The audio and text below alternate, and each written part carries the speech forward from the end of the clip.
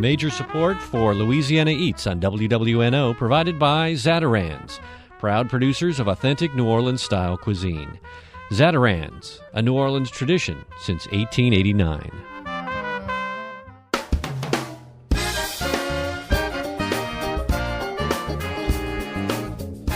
From WWNO New Orleans, this is Louisiana Eats. I'm Poppy Tooker. On this week's show, Master Distiller Tom Nickel explains the complexities of one of the world's most famous liquors, originally created by Charles Tanqueray in 1830. Then, we travel to Baton Rouge to learn about the Red Stick Farmers Market's new mobile market effort, bringing fresh local food to notorious food deserts. And we'll wind up the fun with a rollicking cocktail tour conducted by Richard Reed, Elizabeth Pierce, and Allison Alsop, authors of the new French Quarter Drinking Companion. We're drinking around the world and eating local, too, on this week's Louisiana Eats.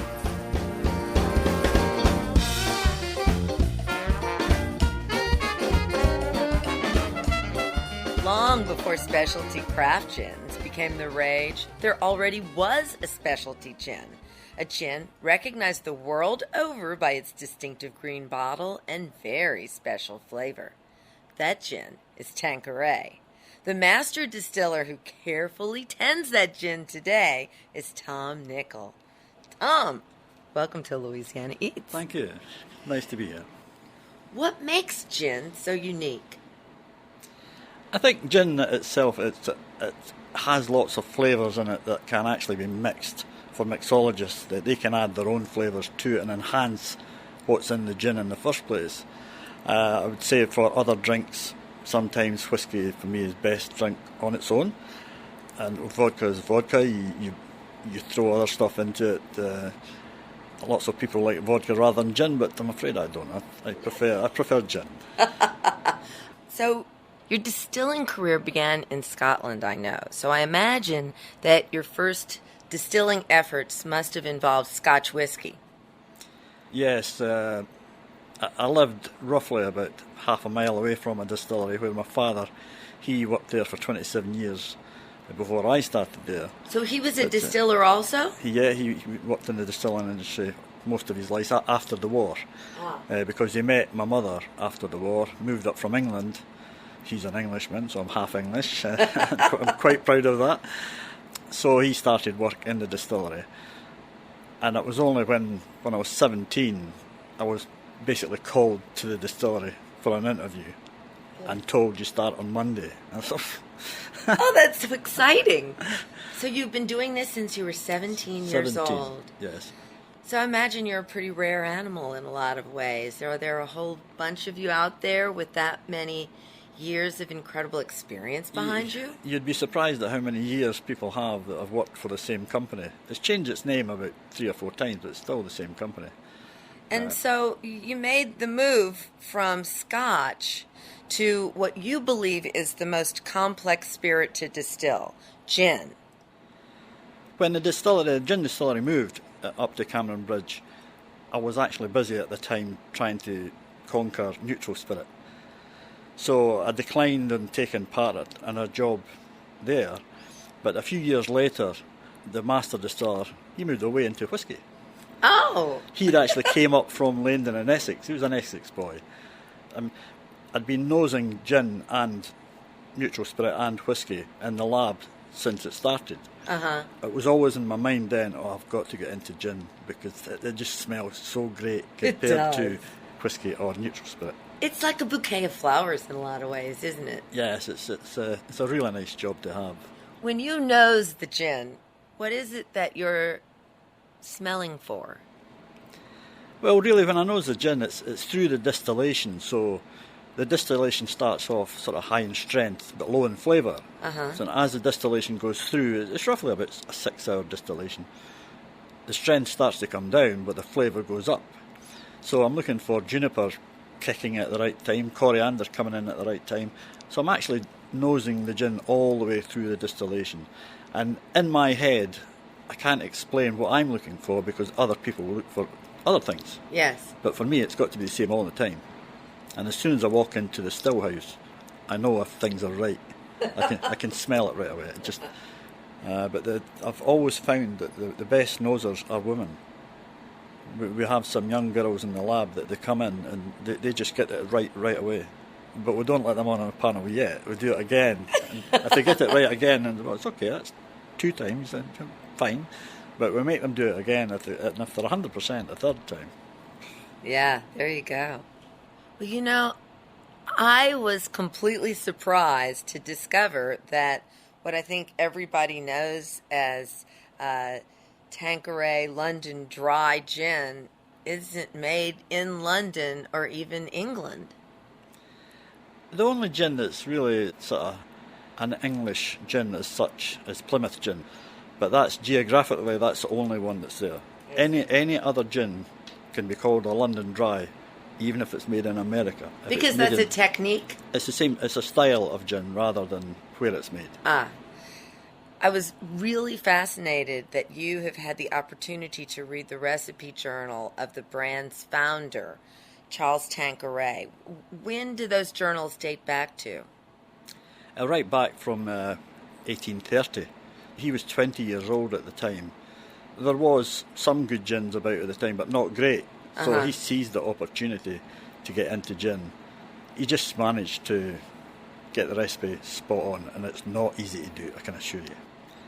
He died when he was 58, which was unfortunate. So he was born in 1810, so it was 1868 that he actually died.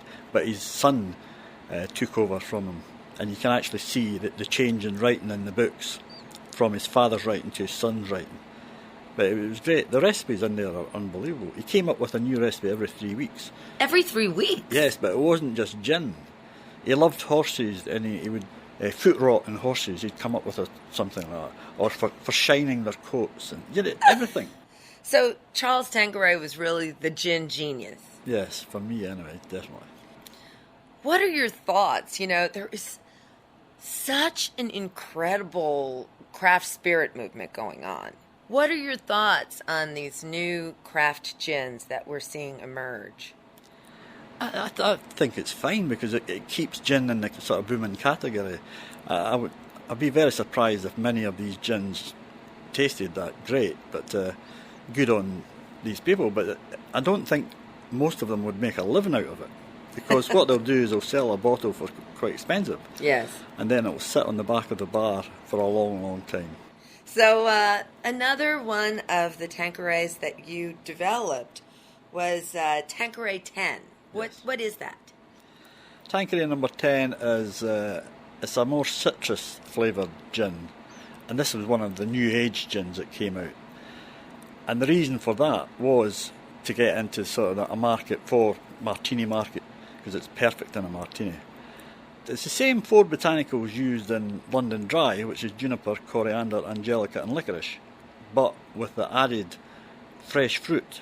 Now, it's not easy to distill fresh fruit, but I do oranges, limes and grapefruits in a small still, a very small still, and I'll make a distillate, which actually goes into the large still along with the other ingredients plus chamomile flowers. And when I distill it, roughly about the first hour of distillation, everything just bounces out. The chamomile comes shouting at you. It's really, really nice. It's one of the best experiences you could have. So how do you like your martinis? For me, as little as vermouth as possible, just to sort of wipe the glass with it. Personally, I like a lemon twist. Of all the fantastic bartenders I know, there's only a few that make it exactly how I like it. And who are they, and where is that martini?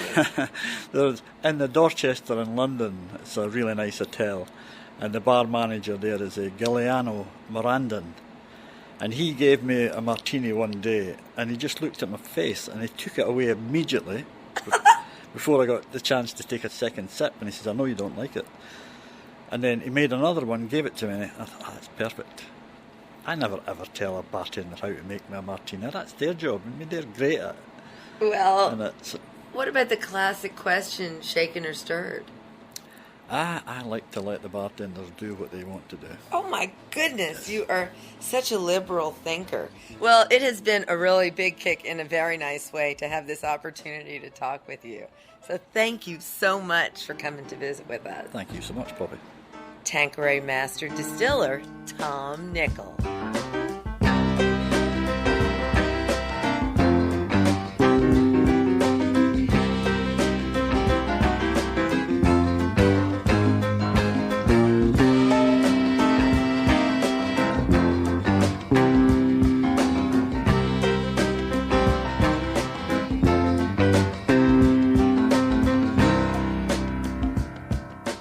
Louisiana Eats roving reporter Jill Benson always knows where to stop for the next delicious meal.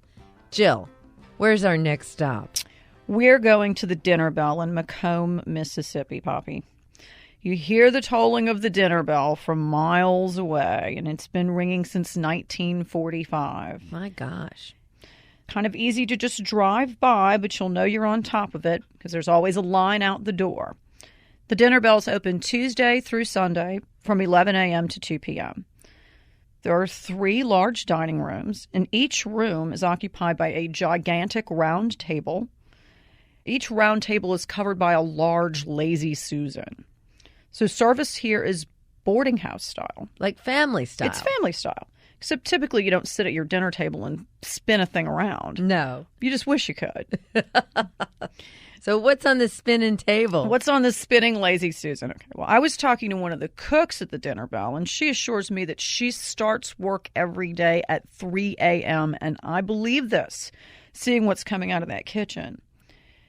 As the Lazy Susan rolls by, you take what you want from the table, and when a bowl just starts to look a little empty, out comes another lady from the kitchen to replace it.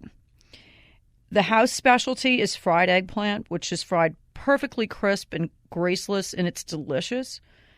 But there are so many things to choose from. There's rich, silky chicken and dumplings, spinach casserole with cream cheese and artichoke hearts.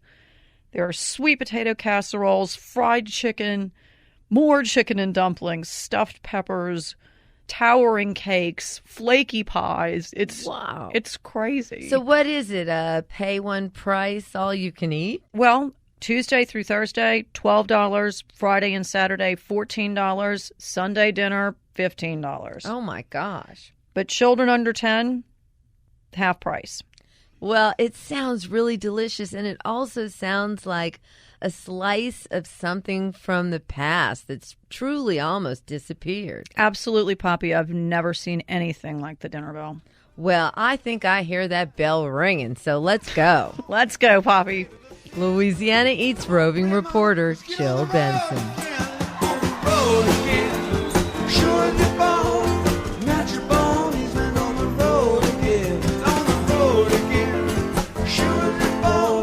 We'll be back from a short break with a creative new way that the Red Stick Market has gone mobile to end food deserts in Baton Rouge. Stay tuned.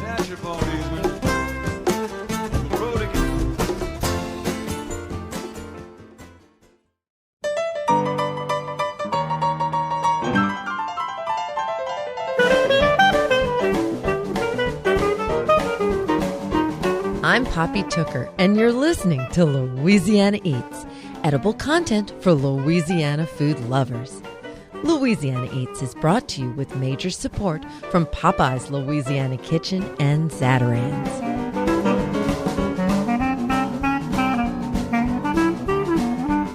Today we came out to visit the Red Stick Farmers Market latest project, mobile markets that are taking place all over the Baton Rouge area. And joining us to discuss this new project is the executive director of Breda, who is the nonprofit operating the Red Stick Farmers Market, Copper Alvarez. So, Copper, welcome to Louisiana Eats. We're excited to be here, Poppy, and happy to be with you.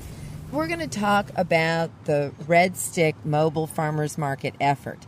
Tell me how it was conceived and what it has taken to get this effort going. It's always been one of our dreams since we got started 17 years ago to actually be in a lot of different neighborhoods, no matter what the income level, go all over Baton Rouge with farmers markets. So it was starting to click with us that this might be a good way to have a chance to do one of our values and as well as work with the community. So we were also approached by a group applying for the Blue Cross Blue Shield Challenge for Louisiana Foundation's grant. They were looking at doing a project in North Baton Rouge where there were food deserts, which would be defined by USDA as neighborhoods without a grocery store within a certain mile radius. And we just got really excited because we thought this is something we'd like to do. We can actually provide food access. At the same time, we can actually build the number of farmers in our area working with farmers markets. That's fantastic. And you've got this absolutely gorgeous facility, this trailer. It's big, and it's so beautifully decorated. How much did that cost? It's a 20-foot trailer, and we also purchased a pickup truck to go with it to pull it. So the combination of the two are probably about $45,000. Wow. We looked at what we were trying to do and decided that actually we wanted to look like a farmer's market when we showed up. So by pulling the trailer, we can either provide produce from some of our regular farmers and set up along with that trailer some new farmers and have several tents in a row. So it gives people in these neighborhoods a chance to think, oh, this is what a farmer's market is like. And it was also a little bit cheaper version. You can also unhook the truck from the trailer. You can take the truck out on farm visits. So it really served our needs much better and was more economical. When did the mobile markets in Baton Rouge first begin? Well, we were pretty new, and May 15th was our kickoff right here at Star Hill Church in mid-city area of Baton Rouge. So we kicked off with 2 sites, May through July, and those were Scotlandville Library and north part of Baton Rouge, up in the Scotlandville around Southern University, and then this Star Hill Church stop. This fall, we've added 2 additional stops. And so we're out on the road on Wednesday at the 2 stops and Thursday at 2 new stops. That is fantastic. Who are your customers here? Our customers come from the neighborhood, basically, that we are setting up in. We actually have done zip code dot surveys, and we will find that people driving by, no matter where they happen to be living, will also stop. So we get a wide variety of people stopping by. And at this particular stop, in just a few minutes, Reverend Jetson's going to finish up his Bible study, and we have about 75 customers that come out. It almost looks like the Boston Marathon coming at you, because they come out from their Bible study and they're ready to think about local produce and getting to know their farmers that they've been working with over the last few months. And since it is a lunchtime market, because this market starts at 12:30 and Bible study starts at noon, ends at 1 o'clock, I guess everybody comes rolling out of the church thinking about what they want to cook for dinner. Right. And we have plenty of things for them to purchase. When we first started, we had Swiss chard and kale. And a lot of the people in North Baton Rouge had never tried either of those. Well, before long, we had such demand for kale and the kale season was running out. So it was really like, oh my goodness, we taught them about how wonderful something can be, and yet, now we're running out. But that's when the whole idea of seasonal is. So we have sort of realized that people are now looking forward to and can't wait for the next season to start so that they can eat what is seasonal. Well, would you take us on a little tour of the offerings here at your market? Sure. And if we're lucky, maybe we'll get to talk to some of the farmers. That would be great, and I know they'd love to talk to you.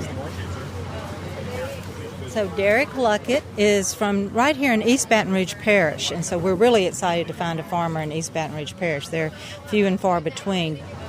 Well, it's so nice to meet you. Nice to meet you. I'd like to hear a little bit about your farming operation and what's making you be a farmer, and exactly how urban are you in Baton Rouge? Well, I live in Pride, which is in the northeast corner of East Baton Rouge Parish. It's one of the last farmlands that are left in East Baton Rouge Parish. I went to LSU for farming. I love it. This is what I love to do, so I'm learning slowly but surely. And so this is your first foray into a farmer's market setting. Yes, ma'am. How were you previously distributing what you were growing? Sales outside my house, you know. Little truck stand out of your house? Here and there. How has this changed your farming future? Tremendously. They have a lot more opportunity when you get out there and meet more people and you go to a market and you can, get in touch with a lot of people at one given time.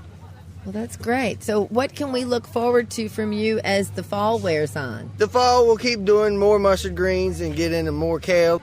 And then in the spring, I'll be trying to get ready for, tomatoes and squash and cucumbers. Yes, we have a lot of winter squash. That's a buttercup squash. That's, it's a lot of people don't really know a lot about it, but it tastes just like a sweet potato. It's delicious. It's even a little bit better. I'm going to get my wallet, and I'm going to be making some purchases before I leave here. Well, thank you. Well, congratulations so much on being part of this really terrific effort. Yes, ma'am. Thank you. And have you enjoyed meeting the customers? Do you have regulars now? I do. Yes, I do. A lot of people come every week, and they know I'm going to have greens, so they come and talk and tell me how good they were and come back and buy some more. Well, amen. That's great news. It's so nice to meet you. You too. And now at this table, you've got stuff growing. So this is the mobile farmers market setup. Our staff will bring things that are not offered by the other farmers. So today you'll see that we picked up some of our Green Hand Nurseries plants to put out, and people can start their garden with the parsley or some of the chives that are here, or they can purchase possibly jalapenos and other farm ingredients that other farmers did not offer. So gives everybody a chance. Some of our farmers who've been with us forever can actually, that's where we get our produce. So all the produce at the mobile farmers market is actually a Red Stick farmer growing the produce. Copper, would you take us inside the mobile market and show us what's in there? Well, I might let Lisa Gray, who's our mobile market manager, she has a much better idea of what's in there and why they have it going the way they do. Lisa, would you welcome us onto your trailer and show us around? Come on. This is the mobile unit that we bring around to the neighborhoods when we set up our mobile farmers market. As you can see, we have plenty shelving and bins for storage. A lot of times we just use it for storage of our, containers that we may use at the market. But most times we'll pull those things down and put our produce in there, especially in the summer months. That's why it's air conditioned to keep everything cool. So tell me, were you part of the Red Stick Market organization before the mobile markets got started? I sure wasn't. You weren't. So you came on specifically for this project. Yes, I did. Actually, the mobile market targeted an area which I was familiar with that I grew up in. And I said, well, I think I should be a part of that to bring fresh local produce to the neighborhoods where I actually grew up. So I contacted Copper, and from there, here I am. Well, it must be really rewarding because I guess you see a lot of friends and family and neighbors when you're working. Sure. And when I'm not at work, they're still calling, where are y'all going to be tomorrow? And, what are y'all going to have? Different things like that. So, yeah, it's really exciting. That's great. Thank you so much.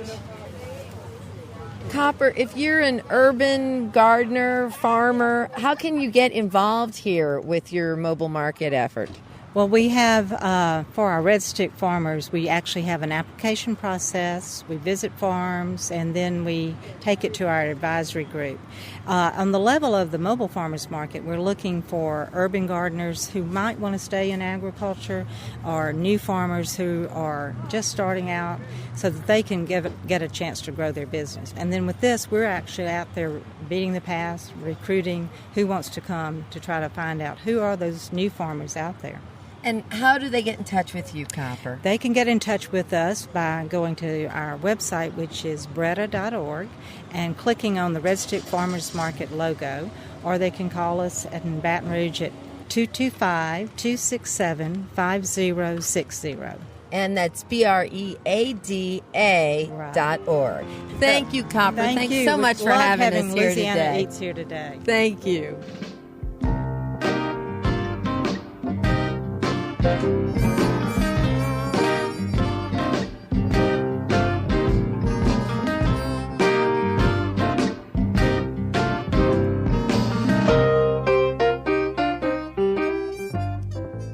My favorite Louisiana Christmas cookie is the pecan cocoon. Louisiana harvests close to 10 million pounds of the sweet, buttery nut annually. The fall harvest coincides perfectly with a local longing for pecan-laden cookies and pies. Traditionally, pecan cocoons take an oval, tapered shape, intended to emulate the butterfly and moth cocoons found incubating all over southern Louisiana in early winter. Just combine 1 cup of butter with 2 3/4 cups flour, 4 tablespoons of powdered sugar, and 1 cup of finely chopped pecans.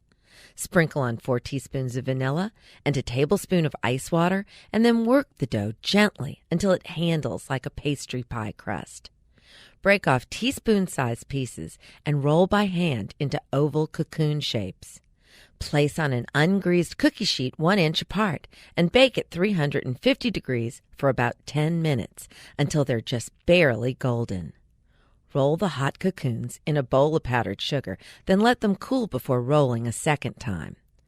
Store your cookies in an airtight container and they'll stay fresh for several weeks. With all the rolling required, this is cookie fun the whole family can get involved in. I'm Poppy Tooker, and you're listening to Louisiana Eats.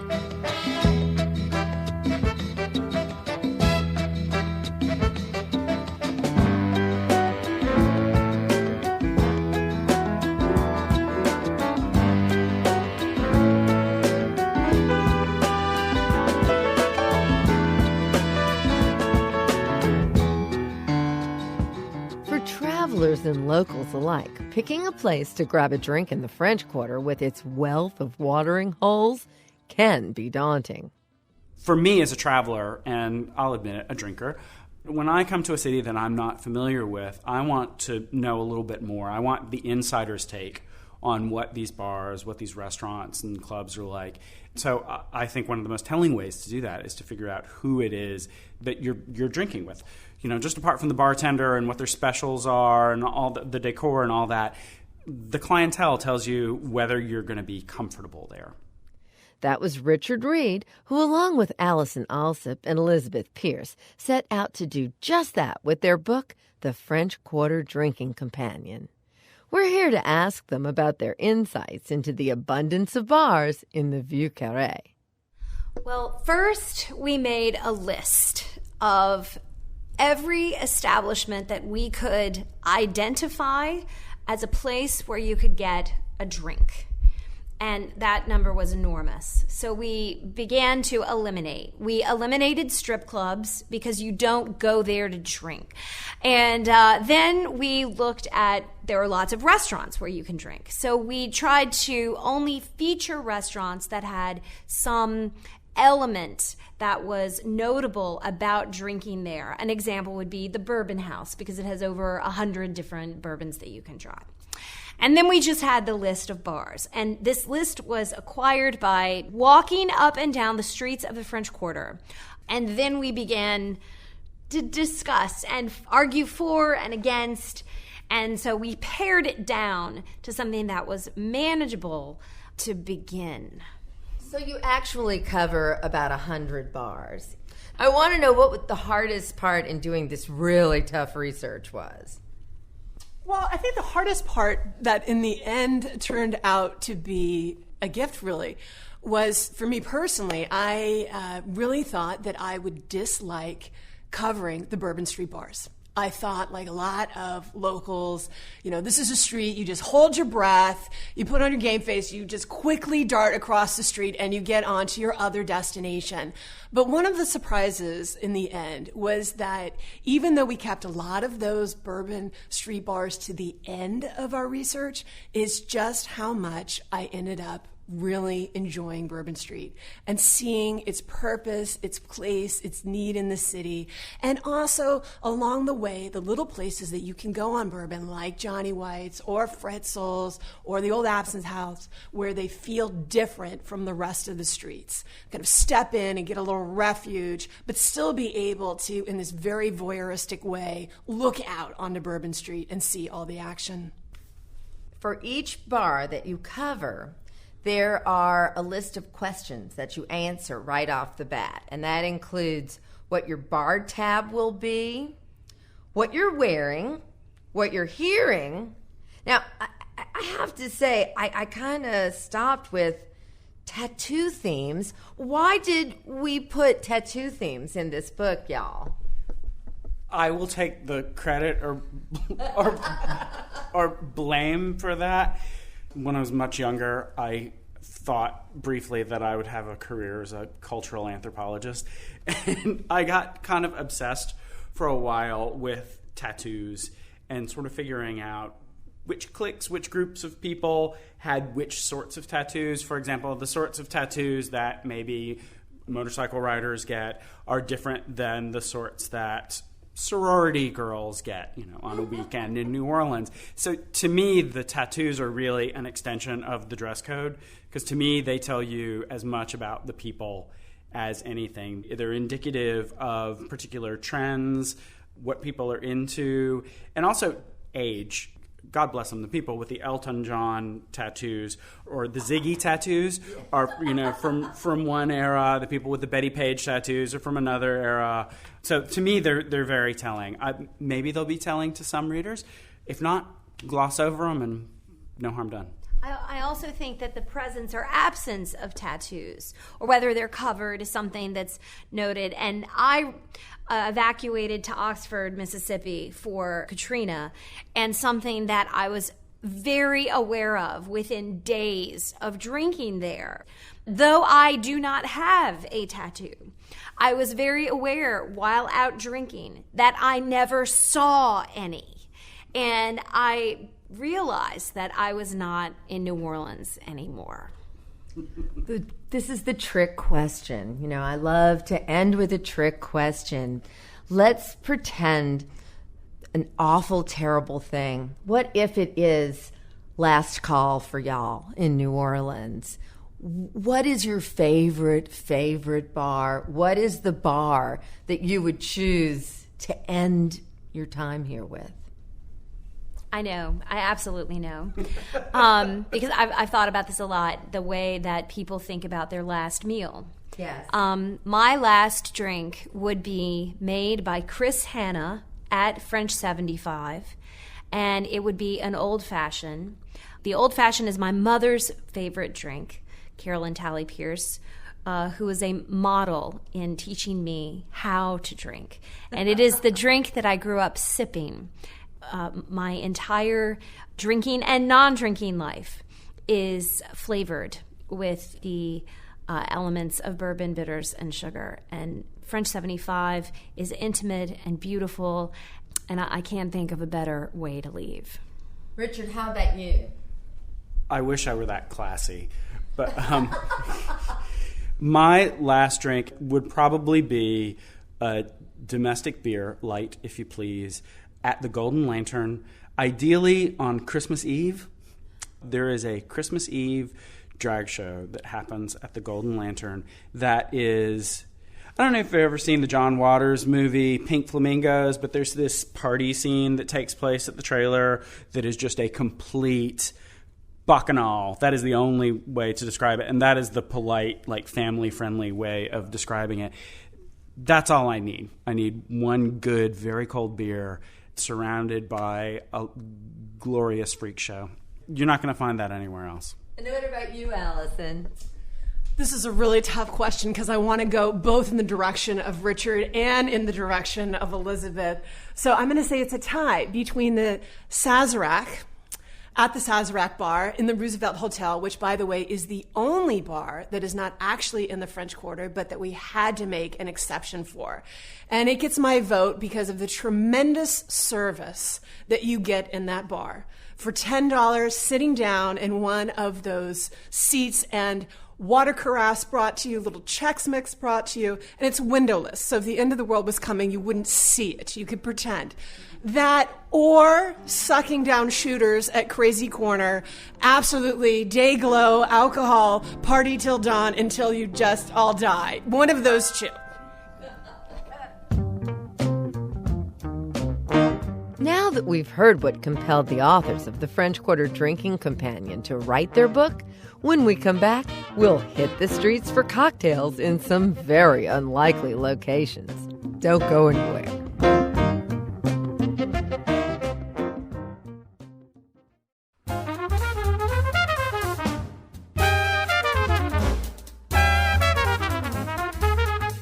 I'm Poppy Tooker, and you're listening to Louisiana Eats, edible content for Louisiana food lovers. Louisiana Eats is made possible with major support from Rouse's Markets.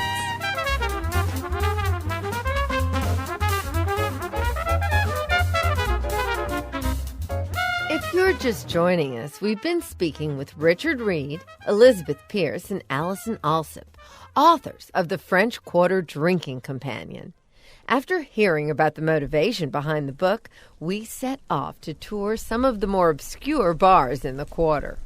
Our first stop, Vacherie, a hotel bar at the corner of Toulouse and Dauphine. The bar was crowded, so once we got our drinks, we huddled together under the outdoor awning, avoiding a sudden rain shower. Not a bad way to spend the afternoon, as Allison pointed out. We all know that drinking is an established tradition in the French Quarter, but sometimes we don't really stop to question why it is that it works so awfully well here. And one of the reasons is that it is just so simply easy. Unlike other places where you have to go and park and struggle and then take your car from bar to bar, here we just park, if you have had a car at all, and either on foot or rickshaw or carriage, make your way through the Quarter. And so part of the experience that we tried to capture in the book was not only just the experience of sitting in the bar, but of the actual ambulatory nature of meandering through the Quarter, and that part of the entertainment is actually what's happening between the bars as well. Richard, in the book, one of the points that you all make is that drinking is fundamental to the identity of New Orleans. Explain that. I don't know that I can explain it too well, except to say that I would compare it to, say, the fascination that we have with festivals here. And what is so interesting to me about festivals is that festivals are sort of low commitment. You go to Jazz Fest, you have something at this booth, you have something at that booth, you hear a little music at this stage, a little music at that stage, and then you move on. And the way that we drink in the Quarter is very much the same. You go into a place, you don't particularly like the crowd, but they serve you a good drink. You can put it in a go cup, and you can walk on to the next one. There's a very low threshold of commitment. It's not like you're stuck in one place. I won't name places in the United States where you're stuck there all night, but we all know what we're talking about, where you can't step outside with a drink. It's not like that at all here. It's just it's a relaxing way to go about an evening. Elizabeth, we're standing just outside of Vacherie, where there is a bar that I know you're particularly fond of. Why's that? Well, I have become fond of Vacherie, and partially because of one of the bartenders who works here. Her name is Victoria, and she used to serve me liberally and often at Le Chatenois, which was a cabaret that closed a few years ago, and she moved over here. If you walk into Vacherie, you wouldn't include it maybe with some of the iconic locations that a lot of people think about when they think about drinking in the French Quarter, like Lafitte's Blacksmith Shop or Pat O'Brien's. But I think Vacherie embodies a particular kind of drinking that's really important in the French Quarter, and that is the hotel bar, where Victoria has shared with me she has acquired a different kind of regular. It's the regular who is staying in the hotel, who over a period of 3 or 5 days comes and drinks in her bar once, or I have seen several times. I have come in at the beginning of a tour, and there were some folks who were finishing to go out and go get dinner. And when I returned, they were coming back to finish their night there. And so she gets to know people, even if it's over just, a small period. But the other thing that she pointed out, and this is the other thing tourists forget, is that the French Quarter is a neighborhood. People live here, people work here, and on any given evening, if you walk into the bar at Vacherie, the bar is full of locals who live within, a 2-block stumbling radius. They are not unlike the hotel guests who stop in on their way out or on their way back. So it isn't the neighborhood bar that we would normally imagine in most areas of New Orleans, but the hotel bar serves its local clientele as much as it might serve a tourist. So where are we going to go next, guys? Well, I would suggest, since we're on Dauphine Street already, that we go for something that's a little more upbeat maybe than where we are right now at Vacherie, which is very calm, sedate, sort of relaxing bar. We'll go to Good Friends, which is a nice halfway point. It's a great place for a relaxing drink, but if you want something a little more peppy, you can get that there too. Okay, let's go. We walked a few blocks down Dauphine Street while the rain continued to fall. By the time we arrived at Good Friends, several regulars had already taken up residence at the bar. I asked Richard what makes this bar stand out among others in the French Quarter. Well, Good Friends is on what we in New Orleans, what the LGBT community calls the Fruit Loop, which is actually more of an L than a technical loop. And every bar on the loop is a little different. So you have Lafitte's in Exile, you have the Pub at Oz, you have Good Friends, and you have Rawhide. And what I love about Good Friends is that while the music here is certainly energetic and it's a fun place to meet friends and hang out, it can be a very relaxing place. It's a great place to come at the end of the night if you're looking for a nightcap, or if you're just sort of starting out the evening and you want to ease into it.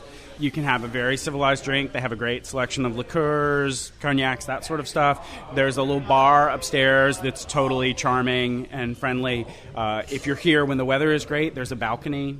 Great people watching, especially during some of the festivals like Southern Decadence and obviously during Carnival. It's right in the middle of all that. But it's also like a little oasis. It's kind of calm and quiet. It's not... The music never gets too loud. You can always have a great conversation. And that, to me, what is the hallmark of a great bar, is a place where you can have a really good conversation. You know, I was particularly fascinated when I read the French Quarter Drinking Companion to read that term, the Fruit Loop, because I had never heard that before. And I even paused and I said to myself, is that even politically correct? I would just say that that's one of those words we have to own. That is, honestly, it's been called that since I was a kid. And kind of disparagingly, but always with a warmth. It's just one of those places that when you have guests in town, you want to take them to the Fruit Loop because it's a great array of bars. And not only that, but you can walk from one to the other.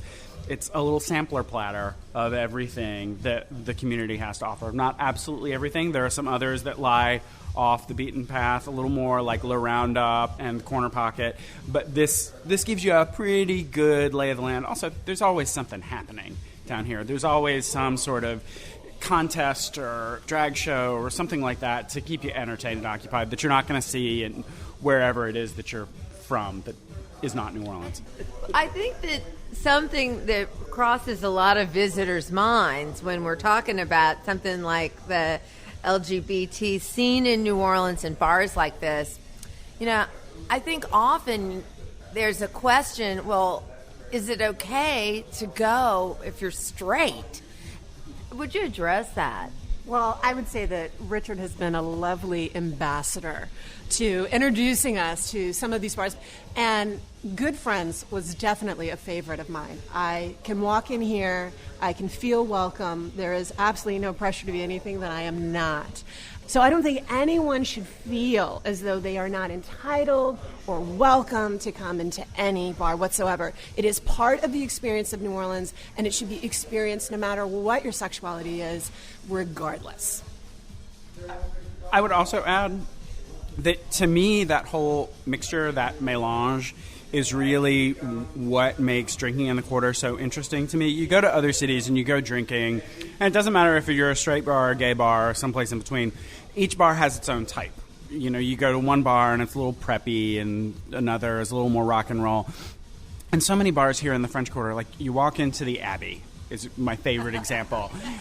The Abbey, and you're standing there, and it's, you know, people who have just gotten off a shift. It's like 2 o'clock in the morning, and they've just worked for 8 hours in a very, very hot restaurant kitchen, and they're standing next to some goth kids from out in the suburbs who are standing next to a wedding couple who just got hitched and are just sort of stumbled out of their own wedding reception, next to some, you know, debutante who just wandered down the street from Maximo's. Who knows who you're going to be rubbing shoulders with. And I think the LGBT bars are a great example of that in action. It's open to anybody.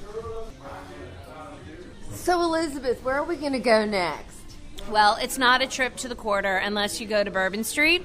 So we're going to head down to Johnny White's Hole in the Wall, number 2. The weather cleared up significantly as we traipsed towards Bourbon Street. Dodging empty beer cans and puddles of rain under a sea of flashing neon lights, we ducked into a small bar in the 7th block of New Orleans' most notorious street. I am most surprised to learn of the existence of Johnny White's too. Like, I knew about Johnny White's, which is over across from Pat O'Brien's and very famous for a lot of reasons, but what's this place about, and why did you want to come here? Well, you're not alone in not knowing this bar. In fact, I think very few New Orleanians know about this bar. But I wanted to come down here for a few reasons. Number one, I wanted to make sure that we were on Bourbon Street at some point.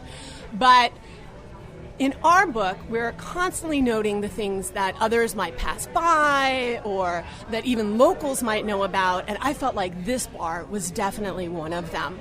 We're on Bourbon. All of the mayhem of Bourbon is happening just outside of these doors, and yet you can just step through this little set of French doors and enter into this very narrow bar, which takes us back to the history of New Orleans when Bourbon Street was not the mayhem that it is now, but was this premier residential street.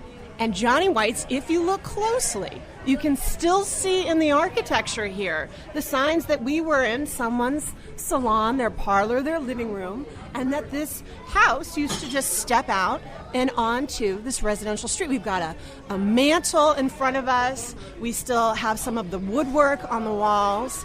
And if you look towards the front of the bar, you can see the beam that probably led out onto the porch.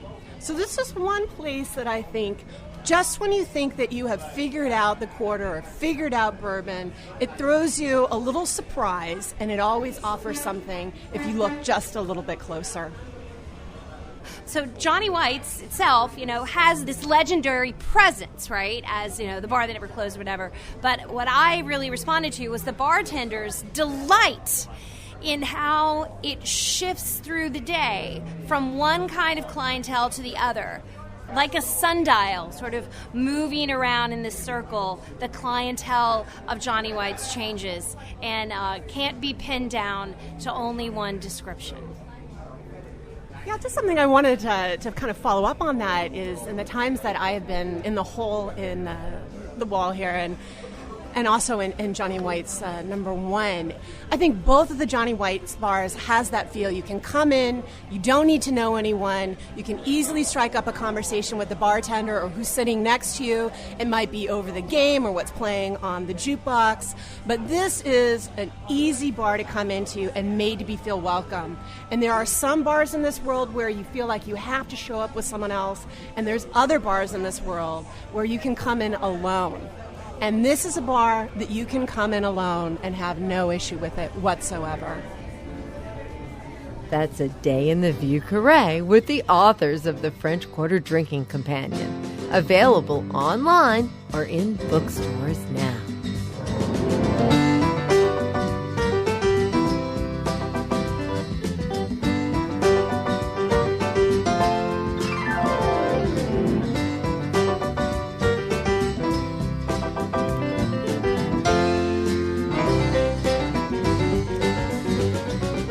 That's it for this week's edition of Louisiana Eats, edible content for Louisiana food lovers. Subscribe to our podcast, hear today's show, or catch up on previous editions anytime online at wwno.org and louisianaeatsradio.com. Louisiana Eats is made possible with major support from Popeye's Louisiana Kitchen, Rouse's Markets, and Zatarans. Additional support provided by Dickie Brennan and Company and LCI Workers' Comp. Our media sponsor is Louisiana Life Magazine, the magazine of a great state. Original theme music by Johnny Sketch and the Dirty Notes. Thanks to executive producer Thomas Walsh, consulting producer Margaret Howes, and sound engineer Guy Mullidew. I'm Poppy Tooker. We'll see you next time Louisiana Eats is a production of WWNO and the University of New Orleans.